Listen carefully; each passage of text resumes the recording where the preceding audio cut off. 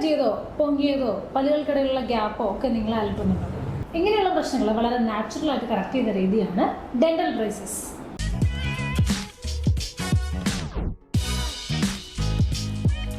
Orthodontic ട്രീറ്റ്മെന്റിനെ പറ്റിയാണ് ഈ വീഡിയോയിൽ സംസാരിക്കുന്നത്.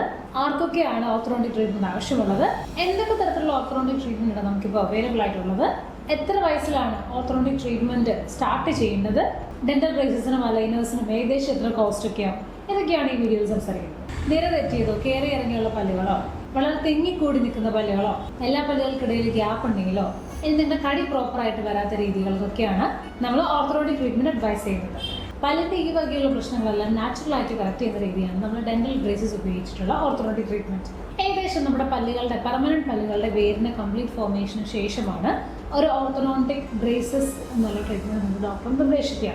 അതായത് ഏകദേശം ഒരു 13 വയസ്സിന് ശേഷമായിരിക്കും ഓർത്തോഡോണ്ടിക് ബ്രേസസ് ഇടാനായിട്ട് പറ്റിയ സമയം. ഇനി അതല്ല, ചില കുട്ടികളിൽ ഈ ജോഡ് ഗ്രോത്ത് തെറ്റായ രീതിയിലാണ് വരുന്നതെങ്കിൽ ഒരു 8-9 വയസ്സിനുള്ളിൽ തന്നെ അവരെ ഓർത്തോഡോണ്ടിക്സിനെ കാണിക്കുകയാണെങ്കിൽ പ്രിവെന്റീവ് ഓർത്തോഡോണ്ടിക്സ് വഴി നമുക്ക് അവരുടെ ജോഡ് ഗ്രോത്ത് കറക്റ്റായ രീതിയിലേക്ക് ആക്കിയെടുക്കാൻ സാധിക്കും. പ്രിവെന്റീവ് ഓർത്തോഡോണ്ടിക്സിനെ പറ്റി നമ്മൾ മറ്റൊരു വീഡിയോയിൽ സംസാരിക്കുന്നതായിരിക്കും.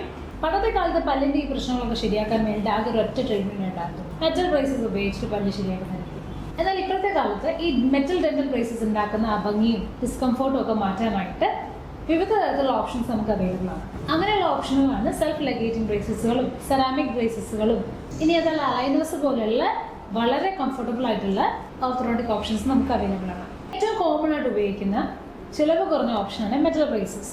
പല്ലിൻ്റെ മേളിൽ മെറ്റൽ പീസസ് ഒട്ടിച്ചിട്ട് അതിൻ്റെ മേലെ കൂടെ കമ്പി ഇട്ടിട്ട് പല്ല് കറക്റ്റ് ചെയ്യുന്ന രീതിയാണ് മെറ്റൽ ബ്രേസസ്. ഏകദേശം ഒരു 1.5 തൊട്ട് 2 വർഷം വരെ ഈ ഒരു ട്രീറ്റ്മെന്റ് സമയം എടുത്തേക്കാം. നിങ്ങളുടെ പല്ലിൻ്റെ പ്രശ്നം അനുസരിച്ച് ചിലപ്പോൾ സമയം കൂടുതൽ എടുത്തേക്കാം. പല്ലിൻ്റെ മൂവ്മെന്റ് കറക്റ്റ് ചെയ്യാൻ വേണ്ടി ചില ഇലാസ്റ്റിക് ബാൻഡുകളും നമ്മൾ അതിലേക്ക് ഘടിപ്പിക്കുന്നുണ്ടാവാം. ഇത്രയധികം സാധനങ്ങൾ പല്ലിൻ്റെ മുകളിൽ വരുന്നതുകൊണ്ട് തന്നെ നമ്മൾ ആ പല്ല് വൃത്തിയായിട്ട് സൂക്ഷിക്കണമെന്നത് വളരെ ഇമ്പോർട്ടൻ്റ് ആയിട്ടുള്ള കാര്യമാണ്.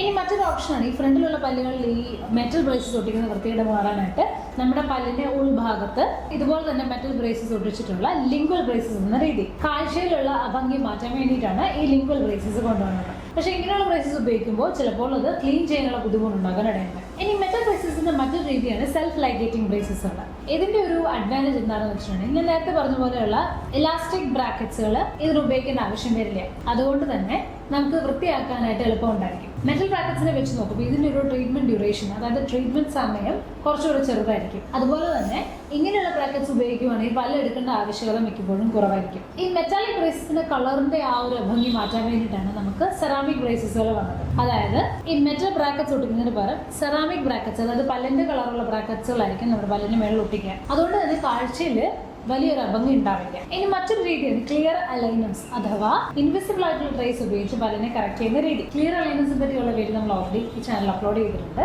ഈ ലിങ്കിൽ ക്ലിക്ക് ചെയ്തിട്ടുണ്ട് നിങ്ങൾക്ക് ആ വീഡിയോ കാണാനായിട്ട് സാധിക്കും. ഇനി കോസ്റ്റ് വൈസ് വരികയാണെങ്കിൽ സാധാരണ മെറ്റൽ ബ്രേസസ് ആയിരിക്കും ഏറ്റവും നമുക്ക് കോസ്റ്റ് ഫ്രണ്ട്ലി ആയിട്ട് വരുന്നത്. അതിനേക്കാളും കുറച്ചും കൂടെ കൂടുതലായിരിക്കും നമ്മൾ സെൽഫ് ലിഗേറ്റിങ്ങിനും അതുപോലെ തന്നെ സെറാമിക് ബ്രേസസിനും. അലൈനേഴ്സ് ആണ് കമ്പാരറ്റീവ്ലി ഈ ബ്രേസസിനേക്കാളൊക്കെ കുറച്ചുകൂടെ ചാർജ് കൂടുതലായിട്ട് വരിക.